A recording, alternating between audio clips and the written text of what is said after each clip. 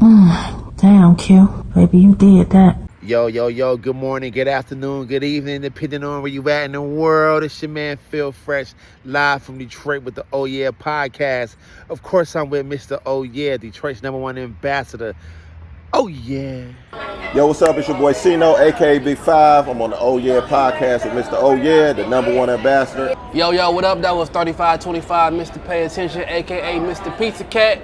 And right now, you on the Oh Yeah podcast with Mr. Oh Yeah, the #1 ambassador. Yeah, we ain't talking about the ambassador bridge. No. We ain't going to Canada. No. The #1 ambassador, Mr. Oh Yeah, on the Oh Yeah podcast. Man, this is Derek Coleman, man. Peace and love.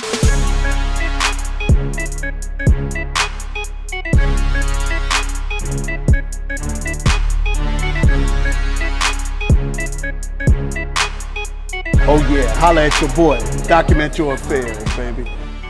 Oh yeah. Welcome to another episode of the Oh Yeah podcast with your boy, Mr. Oh Yeah, Detroit's #1 ambassador. Thank you so much for joining us again. As you know, our goal is to always bring you real stories from real people. And today, we got a real story from a real person. From somebody you probably never ever heard of. But what makes this story even better is somebody who's been in the business for a long time. And when I say business, I'm talking about music business, production, street team, marketing, advertising, you name it. He's been behind some of the most influential artists that you probably ever heard of. But I don't like shouting them names out. I like to make sure that this is about who we sitting with. Please welcome to the Oh Yeah podcast, Mr. Bryan Calhoun. Oh yeah. How you doing today, my guy? I'm doing great. Welcome to Detroit. Hey, thank you. Thank you for having me. Happy to be here. No problem, man. As the ambassador of the city of Detroit, I hope that you had an opportunity to see all the great things, meet all the great people. But it's to my understanding, you done been around here a time or two before. I've been here before. I've been here before a few times, but happy to always great to get here when I have the opportunity. Good. Well, I'm glad that you still see value, not just doing business here, but you see great people and great things, man. Oh, for sure. And you got a good event going on tonight as well. Yeah, definitely. Here in the city of Detroit, man. Is it all right if we talk about that? Absolutely.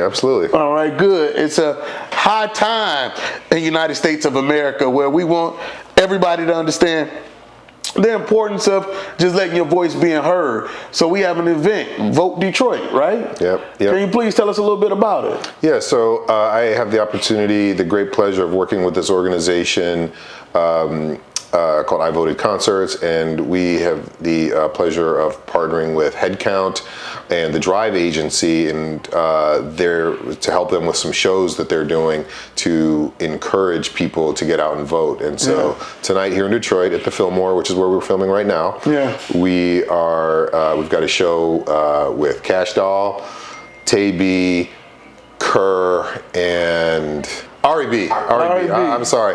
We got like 18 shows going on all over the country in like a short period of time. So it's going to be a really great night. Very excited about it. Well, that's what's up. Maybe if you could share, you said 18 different cities across the country. Where have you been? Just trying to get the word out. Yeah. So it's really, we've got shows in, we had a show in Atlanta last night, Philadelphia, Vegas, Pittsburgh,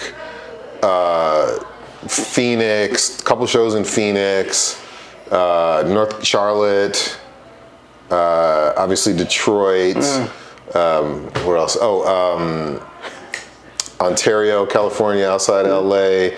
So yeah, all over the place, man. And we got working with some great partners on it to pull it all off, and really trying to have an impact and encourage people to get out to not just to register, check their voter registration, register, and then actually get out and vote. So we're really trying to encourage folks to get out there and do that. So behind the scenes, man, you don't look like you don't get much sleep when you try to do all this, huh? No, not a lot of sleep right now. There's a lot of work going on. A lot of work. I was on an early flight this morning, landed, basically dropped my bag off at the hotel, came to the venue, and then I think my flight is at like 7 or 8 tomorrow morning. Okay. Back out, and then to Charlotte, and then New York, and then to LA.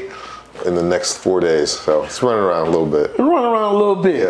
Yeah. Now, we're going to get to this, but for over 30 years, that's been the story of your life, is getting around a little bit. Huh? Getting around, yeah, in various capacities. This is a very a unique period of time, though, working on this right now, obviously, with the election. I'm not sure when this is airing, but at the time of recording, we are 7 days before the election. That's right. So it's it's definitely crunch time. It's crunch time. And with that being said, from Mr. Oh Yeah and Super Producer Q and everyone from the city of Detroit, please get out and vote and make sure your voice is heard. Whoever you're voting for, just get out and vote. All right. If you want to know who I'm backing, it is Kamala. But please just get out and vote. Get out Do and your vote. thing. But Bryan, you are well known in the industry, in the music business, for a lot of things, but for most notably, it seems to be able to get money right, the word out, branding, all of those things, man. And if I'm hearing correctly, you got a book out, The Music Business Toolbox. Is that correct? Yeah, that's right. So just briefly on that, I've had the great fortune of being in a lot of interesting places, doing a lot of interesting things, great experiences, working with a lot of great artists and companies and really great people. And something that I'm really passionate about is educating the artist community. As someone who works with artists, I've always felt that an informed artist and an educated artist is the best type of client. Come on now. And, in order to sort of continue in that, I ultimately created software and then a book to help guide the next generation of artists and executive through the complexities of the business. So the Music Business Toolbox, as you mentioned, really had its origins, 25 years ago. I'll share with you one of the best pieces of advice I ever got from a mentor of mine named Vernon Slaughter. He was a really smart guy. He was an attorney. He worked at record labels, and he said, look, if you really want to understand how any business works, look at how money flows through the business. And at the time I was doing A&R and working at this label called Relativity, which is part of Sony Music. And I had some success there. And Vernon said, go take the finance guys out to lunch. It's like, you're out hanging out with the artists and, going on the road and you got crazy stories, which I did. And he's like, nobody wants to take the finance guys out to lunch. Go take those guys out to lunch. And so I did. And it just set me on this path of really being a lifelong and aggressive learner. And student. And they gave me P&L statements and walked me through the process. And one of the things that became evident to me was that the record labels did a poor job of financial planning. And so it set me on this path to develop some software to help independent labels so that they did a better job of managing their finances. And so I built software that did cash flow analysis, profitability analysis, break-even analysis, that kind of thing. And it was right at the time when there was a real inflection point in the music industry. Distribution had become easy. I was very fortunate to be at the meeting where Steve Jobs opened up Apple Music, or I'm sorry, iTunes at the time, to independent record labels. So that happened. I had been working with recording artists, and the first record that I was involved in A&Ring, which was 3 6 Mafia, their first record, first major label release, that is. That was recorded on 2-inch tape. And a few years later, everything was recorded on hard disk. So that was another barrier to entry that had come down. So distribution had become easy. Anybody get their music on iTunes and get it out. It would become really cheap to record. And then the other thing was marketing. I had already been doing some experimenting with building websites and doing email marketing and direct-to-consumer. And then MySpace happened, and there was also direct-to-consumer stuff. So these 3 big barriers to entry all sort of came crashing down, and it just opened up the floodgates to allow independent artists to be able to release music and compete in many cases with bigger labels that had more funding and so forth. So my thought was, well, there's going to be more people doing this, but people don't know the business. They don't know the tools. They don't know. So I built this financial software to help them, and started licensing it to independent record labels and working with them. And so that really became, then that, as I was working with independent labels and actually some major labels as well, some JVs at major labels, it became evident that it wasn't just the financial part of the business that they didn't understand, but it was all of it. It was, what is the process for setting up distribution, and how do you market a record, and how do you do split sheets and get ISRC codes and UPC codes and all that kind of stuff. So I put all those things together. What I initially thought was going to be like a 30 or 40 page pamphlet turned into like a 500 page textbook. And a suite of tools. So about 30 tools that go along with it. So yes, I built it, and I'll say this: it is my goal for it is for it to be the industry standard by which people learn the music business. I love to hear that, and it's funny to actually hear you talk about it. And I want to make sure we ain't just sneezing over this, man. It's almost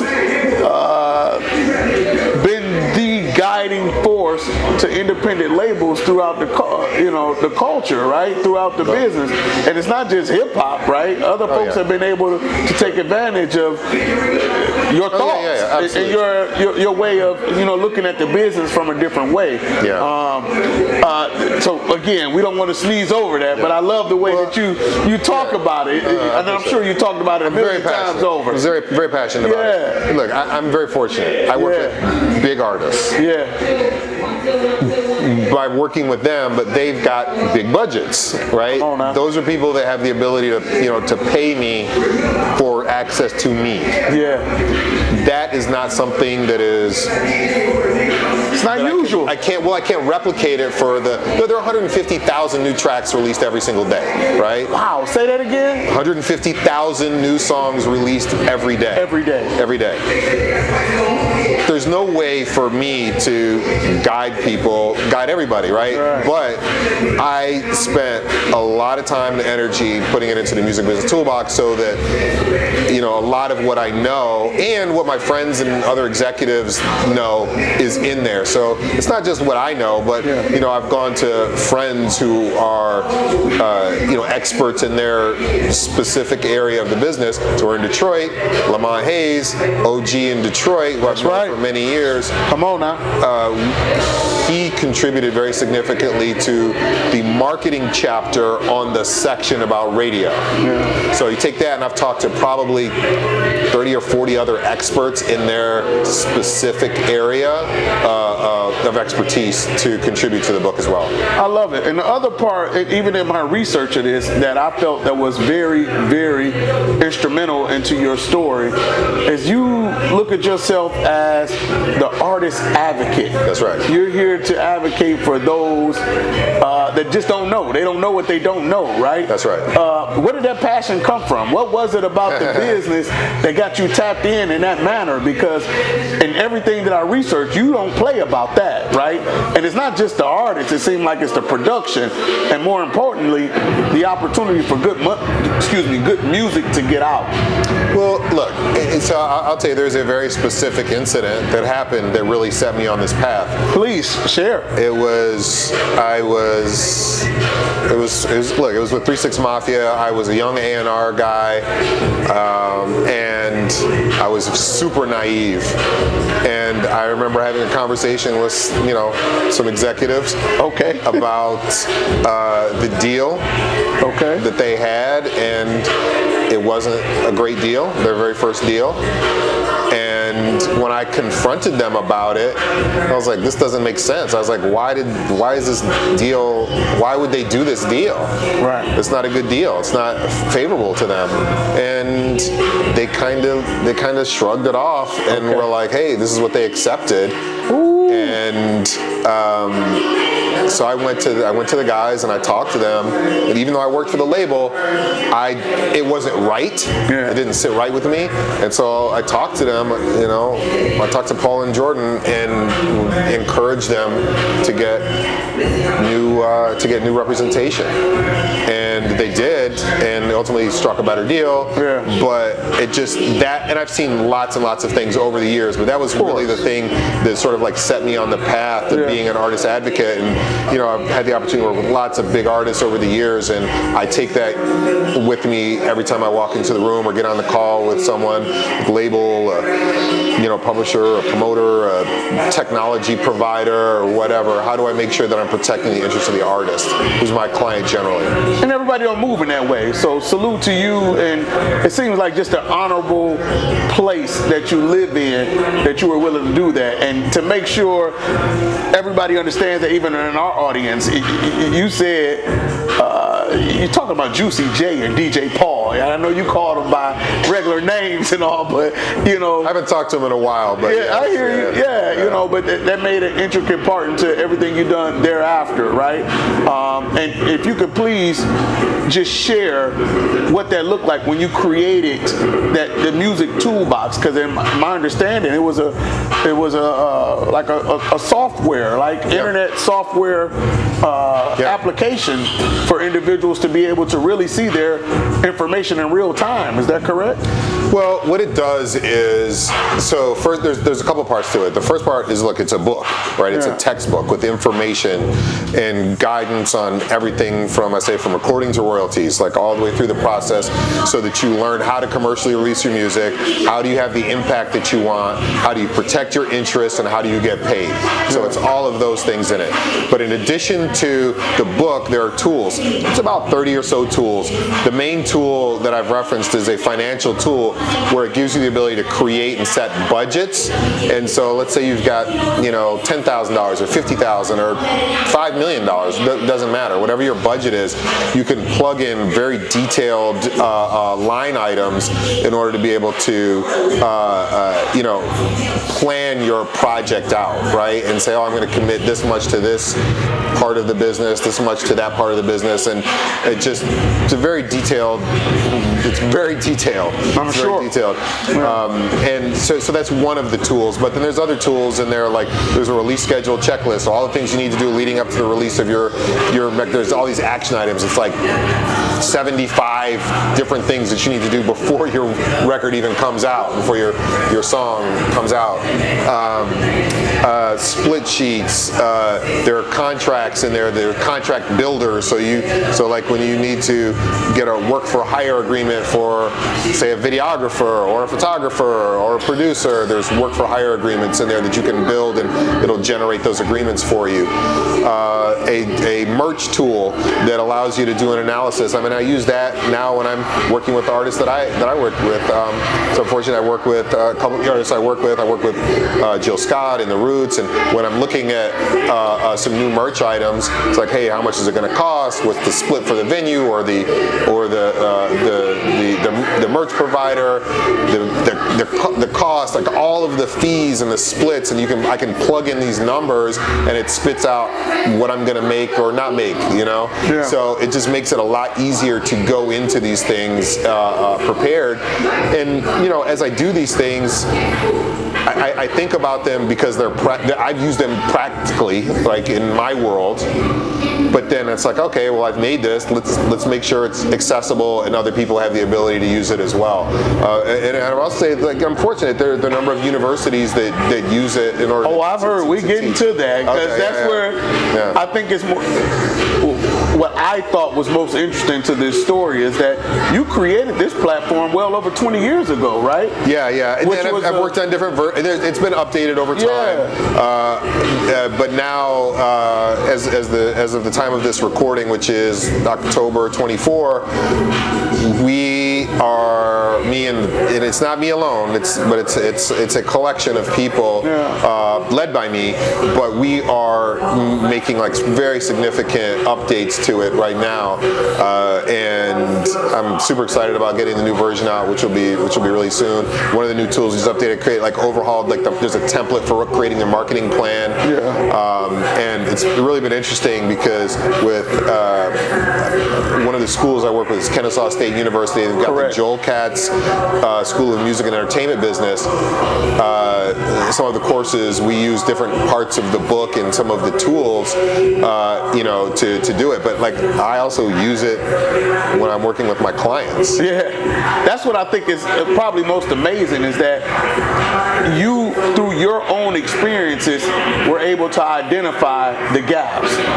You're right, and then put something in place that's been able to help many artists in the music business, right? Look, I hope so. I'll say this. I've been very fortunate again. There have been thousands of people who've bought it and use it. My goal is for it to be many, many thousands more. From here on out, right? From here on out. But I guess what I'm looking at, or what I was getting to, is to your point. They're being used in college courses now because of the advancement of indie as a business, right? How did we get here?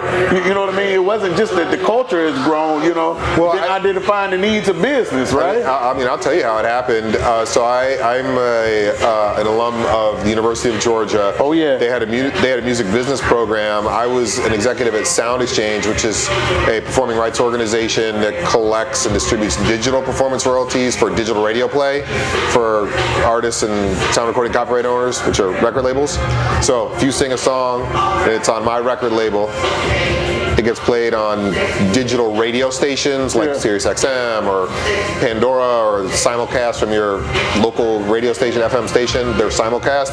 When it goes online, they have to pay royalties. They do so through this organization that I worked at called Sound Exchange. So I had the opportunity to work there, and that's also something that has been sort of infused into it and is a part of it. I kind of lost my train of thought. Why did I bring that up? We were going back and high, end up getting into universities, right? So I was at Sound Exchange, and the University of Georgia's business school did a piece on me and my career. There we go. And then that sort of led me to work with Bruce Birch, who ran the program, and Keith Parisi, who the two of them ran the program at the University of Georgia. And we started talking, and they started using it. And then when Keith went over to run the program at Kennesaw State at the Joel Katz School, he asked me to join, and I'm an executive in residence, and they use the book and the software. But I've also been fortunate; it's been used at other places like Cortez, my boy Cortez Bryant, who was Lil Wayne's longtime manager, Young Money. He's a graduate over at Jackson State too. Jackson State, so he has a music business course school that he's been building over at Jackson State. They've used it. It's been used at other schools for various courses too. Well, we got to get it at mine. I'm a graduate of Southern University down in Louisiana. Yes, sir. Jackson State is one of my rivals in the SWAC. Of course. We'll be talking. Let's see if we can get it down in Southern as well, man. But I think this is a good time, and I know we're working on limited time, but you are who you are, right? Head of strategy with Blueprint Music Group now, and being able to be tapped in with all of these artists, helping with their finances to get here. But everybody got an origin story, right? Yeah. As you said, University of Georgia. To my understanding, you were throwing parties there. Yeah. Is that right? Was that like the beginning of your introduction of music business? And tell us, please. I was just finance major at the University of Georgia. I really originally thought I would just go work in corporate banking or something. Okay. And then fortunately I got an internship at Bell South Corporation in the corporate planning department. Really? And I was bored out of my mind. Telecommunications, Bell South is what you? Okay. And I was bored out of my mind, and I was like, oh my God, I was like, this is not what I want to spend the rest of my life doing. Okay. And but I was always interested in music. I'd say hip hop changed my life, and I was like, well, maybe I can do that. I was working with the radio station, the college radio station. I was working with the student programming committee that brought concerts to campus. Being the nerd that I am, when we would bring the artists to the school, I was the one like reading the contract and like asking the student advisor about clauses in the contract, and had no clue it'd get you here, huh? Yeah, no. So it was funny. I think I still probably have some of those old contracts, but there was, it's a predominantly white institution, right? And most of the shows that I worked on some cool shows. I mean, we had like Pearl Jam and Bob Dylan and Driving and Crying and D-Light, and I met Bootsy Collins because he was touring with D-Light back then. So I did some cool stuff, but I was like, man, I want some hip hop shows. Yeah. And the student advisor was like, call the booking agent. I was like, for real? And so I was like, I'm 20 years old, 19 probably, and I'm calling booking agents, and like we booked Tribe Called Quest to come to Athens. And now this is a very different time. I know everybody sort of takes for granted that hip hop is ubiquitous and is at venues like not what it used to be, brother. Back then it was like, oh, these scary black guys, we can't put them in our venue. So that was an opportunity for me. Me and a couple of my friends, got a friend of mine named Jay Lett, another one Alfred Ponder. We were fraternity brothers and friends, and we started a production company. We started doing parties, and we were like, let's do a concert. And so we booked Cypress Hill in Atlanta for the first time they ever came to Atlanta. Come on, waiting for that name. I heard about another name. Yeah, here. so that was. But this is the first one that we did. I mean, like I was 20 years old, and we rented out a venue similar to Fillmore, which is in Detroit. It was called the Masquerade in Atlanta, and we brought Cypress Hill. I mean, we put up our like tuition money for the next semester. Wow! And like it was a big success, and it was great, and it was a big success. But we did it, and then over the course of the next couple of years, I graduated from school, but we did a number of other shows. We had and depending on the age of your viewers or listeners here, we had like artists like Brand Nubian, Fushnikins, Organized Confusion, Diggable Planets, Digital Underground, and I'm sure you're talking about Tupac. There we go. Yeah, so we brought Tupac to Atlanta for a show, which was We know them other ones too, though. Now, come on now. Yeah, that was a bit. In terms of shows that I booked when I was like a young man, like first getting out, putting up my own money doing it. So it was great. It was a time, huh? It was a time. Everybody start from something, and I know you saying it now. Putting up your tuition money at University of Georgia for a concert. I'm sure that went over well at home, right? Yeah. Oh yeah. Well, the first one did well. Look, the first show was great, and it was a huge success. Yeah. We thought this is it. We thought this is it. Yeah. The next show we did, we lost all our money. Go. So yeah, it was. But you live and learn, and it's like, look, I'm fortunately be able to take those experiences. Yeah. It's a risk, though, right? Yeah, totally. Yeah. It was great. It was a lesson. Like I tell my son, an L isn't a loss; it's a lesson. There you go. I love to hear that. Right. I feel because we're in that space that you're talking about. University of Georgia, but also you said your frat, Kappa Alpha Psi, right? Yeah. I'm sure that was a time, your brotherhood, long-lasting relationships as well, right? Absolutely.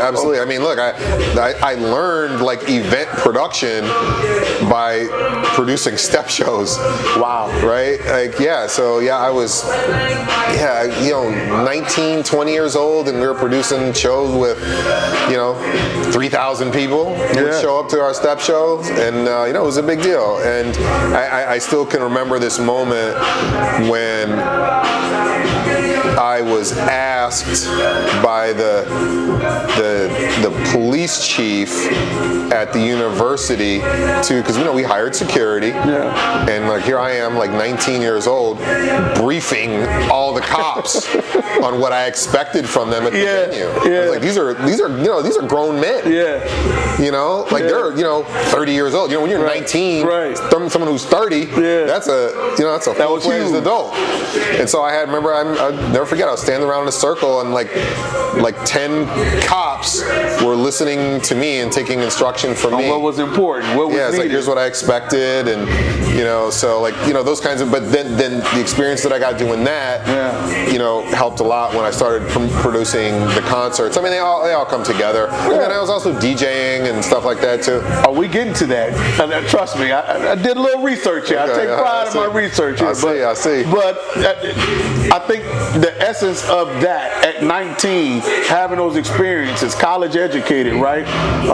And even being at Bell South, you knew what you didn't want to do, right? That was the most important lesson I learned from that internship. Flat out. You knew you didn't want to do it, right? I didn't want to do Which got you to something that you love. Yeah. So I got to stop right here. When you talk about quality music, what was it for you during that time? What was it that you wanted to see? In terms of, well, I mean, look, I'll say this, and I feel very fortunate I had the opportunity to tell him directly to his face, but Public Enemy, so I got a chance to tell Chuck D that, their music changed my life. Ooh. It was the first time I ever heard somebody really say that you have a right to feel the way you do and be angry, and that's okay. So that changed my life, and look, I was very fortunate. I grew up in the golden era of hip hop. Eric B. and Rakim, KRS-One, Tribe Called Quest, Brand Nubian, Diggable Planets, Digital Underground, Tupac, the NWAs, all that stuff. That was my formative years. So I'm very fortunate that I had the opportunity to grow up listening to that, and I was a fan of the music, and I started DJing. But the truth is, I really started DJing because I was throwing parties, and I was cheap, and I didn't want to pay the DJ. So I gotta ask, because I heard this story. You heard this story? What the hell was the DJ name? I needed to know. My DJ Nature. DJ Nature. DJ Nature. So back then I used to have a lot of hair. And I know I had a lot of hair. And so my fraternity brothers used to say I look like the Nature Boy Ric Flair. And so they called me Nature Boy. DJ Nature. DJ Nature, yep. So that was it. Yeah. Behind the scenes, DJ Nature. DJ Nature. To do your own parties and everything. Yeah. So it was me and my partners that I referenced earlier, Jay and Alfred. I love it. I know we faced with time, but please bear with me on this, right? Yeah. Because I feel like, again, that it's important, that journey, right? How do we get to Def Jam Street Team? How do we get to Relatively? And so the street promotions became because I was doing college radio, and I started developing relationships with people. So like the college promotion people who were largely in New York and LA, I started developing relationships because they would call me and be like, hey, play my new record and whatnot. So I developed relationships, and then as I fostered those relationships, they eventually I started getting the calls to do street promotions. That's how Lamont, who I referenced earlier, Lamont and I know each other because we both were on street teams together. That was the start of it all for you, though, right? Yeah. The start of it all, doing street promotions, and then I developed relationships and was doing, Lamont and I laugh about it because, back then we had all these accounts. I was like Epic and Def Jam and Columbia and, other record labels, and they all would pay us a few $100 a month, and I used to have all these records, and I would go to the DJs, and so I developed relationships with DJs at radio and clubs and so forth, and encouraged them to play records, and then ultimately ended up getting a job doing A&R and worked at Relativity. The first artist I worked with was 3-6 Mafia. Right. First record we put out went gold, and I was like, oh, this is what happens. This is what happens. Just throw it out, it goes gold. Now, it was a lot of work. We didn't just throw it out. It was a lot of work that went into it, but it's not that easy. It's shown to be very rewarding. Yeah. Well, I have to stop here because I am Detroit's #1 ambassador. I believe there are a lot of great places in the world, but nothing greater than the city of Detroit, right? Ooh. And I know you probably heard this a million times over, that if you can make it here, you can make it everywhere, right? Sure. And I'm sure they say it in Atlanta, New York, it's a part of the deal. But I say all that to bring relationship to you, because it's to my understanding understanding that in your growth, right, and you moving around in the music business, there was a point in time where you had to check into Detroit to just say what's going on with a particular artist, right? Yeah. So like Lamont. Lamont, he talks about this. As part of my story with him, because when I started doing A&R, it was, there was, because there were artists that were putting out records independently, but this is also pre-internet ubiquity, right? Yeah. This is before, Morpheus and Grokster and Napster and all the file sharing stuff. So, like, if you wanted to know what was happening in a local market, you had to know people in the local market. But I had this network of people from doing street promotions, and so I heard about Isham, and I called Lamont, and I was like, "What's up with this dude named Isham?" I was like, "Hey man, can you go buy all the records for me?" And so like he bought me the stuff and sent it to me, and I don't really remember exactly what happened, but again, that was the relationships and so forth. So yeah, we obviously didn't do the deal, but I don't even remember what happened, but it was leveraging those relationships and it's sort of like being aggressive, and it was kind of the path how the label had signed 3-6 Mafia because I had sent their music to New York to like the head of A&R and marketing at Relativity in New York, and then they ended up signing them, and then when they signed the group, they then called me and asked me to A&R their records. I think that's huge, and I think let me be fair. Like I A&R the records, and we did some pretty creative stuff to help break them. Like their first single that we worked with was a song called "Tear the Club Up." Clubs would not allow people to play I remember. So what we did was there was a producer and DJ in Atlanta, DJ Herb, and I hired him to do our remix, and we had this idea that we would make like a Miami-based remix of "Tear the Club Up," and that was the record that started getting played outside of Memphis. Okay. And that's really how that record. That's how that record broke. That's how "Tear the Club Up" broke. I was in Louisiana during that time, but I remember that was a huge deal because they thought it was going to always start a fight in the club or something like that. They were like, can't play that record. Yeah. Club managers, club owners were like, do not tell their DJs, do not play that record. Right. Yeah. It was a time, but I think you laughing about it. You take yourself back. You remember, right? It was wild. But I think that's huge when we're talking about now in 2024. It's just on their phone. You can pull up this music now, right? A DJ getting ready to play something. If you didn't have the record back then, you just wasn't playing it for the night. Now you can just pull it up on your phone. You can get a request and not have it, pull it, download it, and play it next song. Yeah. That was not your reality for years, right? But I think I still have thousands of records in storage. In storage, okay. I think that speaks to how long you've been doing this. And some of the names that you're even saying, like I haven't even gotten to the MC Searches of the world, right? Yeah. And the things that you've been able to do. But I think the more important question is, you've had the opportunity to really identify needs in the music business, see the gaps, and then input based on your experiences on where the help was needed. And you already had the relationships to tap into it. I guess my question is, how do you keep pouring into yourself, right? Like as you're pouring into others and making sure they got the information and the music box tools to make sure that they're successful, what do you do? Because you're a leader in this, man. Like, look, so I had this epiphany. This will be the first time I've ever said this like publicly, but say that again for the camera. Okay, this will be the first time I've ever said this publicly. But I had this epiphany that so the first part of it is the Music Business Toolbox. I said it will be the industry standard by which people learn the music business. Yeah. Like period. It will be. We know that. There's some other great books out there. Donald Passman's book, All You Need to Know About the Music Business, is an excellent book, but it doesn't provide sort of like action steps. Yeah. My book and tools are very much action oriented, right? Practical application of information. So there's that piece. Now, thinking about what is your purpose as opposed to passion. Purpose and passion are different things. So you can be passionate about something, but it might not necessarily be something that is your purpose in life. So what I think my purpose, at least professionally, is my family is we're gonna get to it. They're up there. But my purpose, I was thinking about what is my purpose, and what I realized is that all of these experiences and things that I've done, like, it really wasn't even for me. Ooh. It was for everybody else. Okay. So it gives me the ability to share and educate and develop the next generation of artists and executives so that they can be successful. And so that's my purpose. I love that. I love that.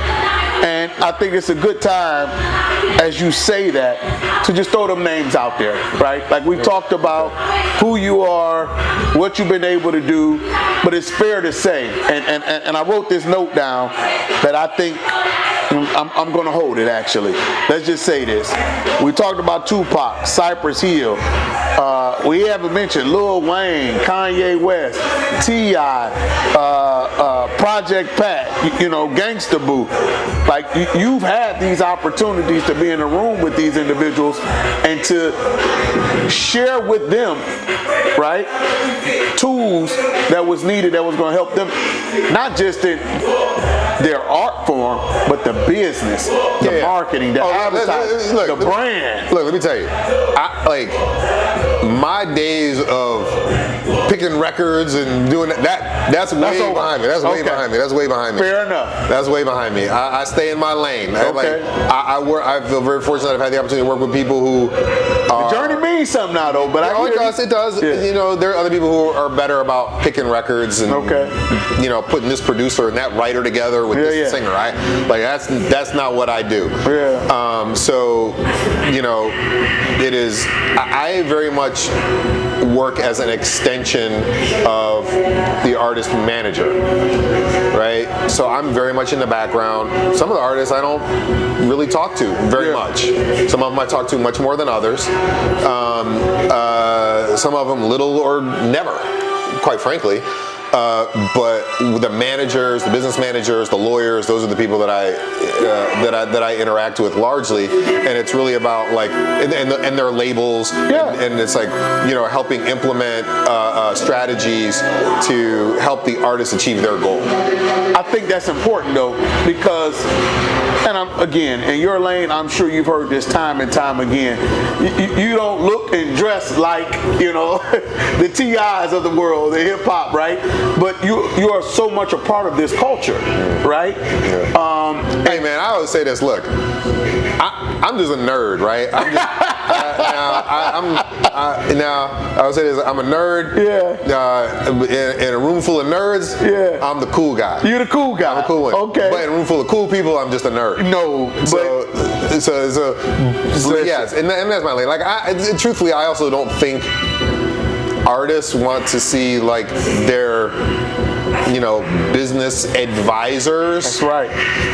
Hopping out of limo with shades on and chains and doing all a bunch that's also just not who I am. I'm also authentic to who I am. I'm not gonna try to be something I'm not. Yeah. You know what I mean? People accept me for who I am, and if you don't, then it's all good. Bryan, I don't know if you know this, but you're preaching right now, good brother. I don't know if we was getting into the word or the spirit, but I got a 16-year-old son who loves hip hop and what it is for what he sees today. Mm-hmm. And I want individuals like him to understand there's so many ways that you can be a part of the culture, right? And not be the artist, so to speak. Yeah. Look, you represent that, right? I'll say this too. Even in the book, it was interesting in putting my book together. I realized in order to be able to communicate how the business works, I had to really think about how to lay things out and so forth. And one of the things that I realized is that there are 10 business relationships that every single artist has, whether you headline a stadium tour or you play at coffee shops with a guitar. Okay. There are 10 key business relationships. I talk about it in the Music Business Toolbox. Let me see if I can remember off the top of my head. It's the other creative contributors. So that might be your bandmates, your producer, co-writers, your other creative contributors. Manager, distributor, lawyer, record label, publicist, digital strategy person, who am I missing? Publisher. Did I say business manager already? Business manager of finance? Yeah. Man, I'm missing one. Anyway, it's all the Music Business Toolbox. But like, it doesn't matter. Like, it doesn't matter. Again, like seriously, if you are headlining an arena, a stadium tour. Yeah. If you're Taylor Swift or Beyonce, those are those same Taylor Swift, those 10. Now there's others, but like those are the 10 most important ones. And in the beginning of your career, you kind of have to do all of them. Yeah. You know what I mean? Or you get like you work with a company to distribute your music, like DistroKid, TuneCore, CD Baby, one of those types of companies. And they're your distributor, but you have all of those are the things. Those are the key relationships. And so as you're talking to your son who wants to figure out like what he can do in the business, start there. Those are 10 opportunities jobs. Yeah. Right there. Well, I only got a few more questions with you, man, and I think it's truly important to make sure we kind of get this out more than everything. I'm a husband and a father of 3 myself. I still got a 9 to 5. These are things that we have passions about. But with all of these things, and you creating this music toolbox has been influential for everyone. The software, the street teams, the marketing, the publication. Over 30 years of experience in the music business. Somehow you still found time for you, right? A little bit. Husband, a little bit. Father yourself, right? Tell us about this journey and how that works out for you. Yeah, well, I mean, look, first of all, I'm an old dad, so I didn't get married till I was 45. Okay. So, but I had to find the right woman, which I did. Yeah. Very happy about it. I've got 2 beautiful kids. So I would say, my family, my wife is Melanie, my son is Maxwell, my daughter's Malia. Yeah. So they're, Melanie, Maxwell, and Malia Calhoun. Come on. I refer to them as as my favorite MCs. Bingo! Come on now. Yeah. But yeah, it's great. I mean, but I make time for it. Like, we're talking about like the schedule. Like this week, I'm in Detroit now. Fly back to Atlanta tomorrow, so I can go trick or treating with the kids tomorrow night. Yes. Then Friday morning, get on a plane, go to Charlotte. Fly back to Atlanta early, so I can take my kids to their martial arts class, and then that afternoon go back to the airport and fly to New York. Yeah. So like I really prioritize making sure I have the opportunity to do stuff and be there for the kids. It doesn't work out all the time, but I really make an effort to do so. It's definitely the most important thing in my life. Most important thing. Yeah. Is there, you share with us that experience with 3-6 Mafia and the contract, right? Mm-hmm. Is there anything else that you could possibly share in your experience? It's probably one of the most craziest stories in the business. I'm sure you've heard this question before, but I mean, I've got lots of crazy stories. Yeah. Some of them are a little long, but I'll share this. I mean, I know people like to hear crazy stories, but I think what might be more impactful is let me share so I shared a piece of advice that I had gotten earlier where Vernon Slaughter had said how the money flows through the business. When I was graduating from college, my dad, who was a career military officer, was, wanted me to go get a job at a bank. I was a finance major, and I was like, man, it just sounds horrible to me. And he said, and so I talked to his best friend, who was a mentor of mine, a guy named Saul Walker, and I told this story at his funeral. But I went to him because sometimes you could talk. It's easier to talk to somebody else other than your dad about certain things. Yeah. And my dad was kind of set in his ways, and he was concerned about me. Right, and I get it. The music business has got all kinds of stories about it, and it's hard and all that stuff. But he said, I went to him with this dilemma. I was like, look, man, what should I do? I was like, I don't want to go work at a bank. Like, that sounds boring to me. And I've got friends who work at banks and love it, and they're great, right? But it wasn't for me. And he laughed, and he said, I was like, look, I'd like to try and work in the music business. And he laughed, and he said, well, you don't have shit, so you don't have shit to lose. And like, that shit resonated. Huh? It totally resonated with me. I mean, I had this conversation 35 years ago. I still tell this story because it changed my life. Yeah. Like, it was in that moment, it was like he gave me license to go try something that was not sort of like standard or the norm. And he was like, don't wait until you're old to try something that you want to do. Try it. And it's like, and then if it works, great. And if it doesn't, you've done your thing. So anyway. You're in the Motor City and Motown. So you started that engine for music, brother. I love it here. This is my last question, right. and I appreciate the time. Yeah, but this is a question that I ask everyone who sits down with me. Okay. College, University of Georgia, a young boy from Atlanta, had the opportunity to be in front of some of the most influential stars throughout the business. Put a business plan together that's going to help not just folks that you've had the opportunity to interact with, but probably when you're long gone, right?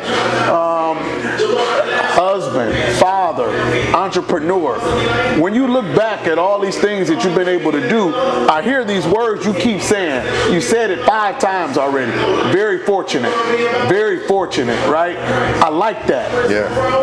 How does it make you feel though? Oh yeah. Like, how do you feel like really when you look back and you can sit back and think about that time when you brought Cypress Hill, right, to the school, to calling Lamont about Eshawn, like all these things that have been influential in your life, and now you're sitting back and you still moving around helping folks. Like, how does that trigger for you? That's fortunate. I feel very grateful, and I'm being very intentional about thinking about it and saying it out loud, and with my friends and colleagues talking about it very specifically. Like, man, this is like, how awesome is this that like this is my life. Don't get me wrong, there's still things that are not, it's hard still, right? It's still work, but man, it's like, okay, great. I've been to like all kinds of like fancy Grammy parties and events, and you know what I mean, and seen like amazing performances, and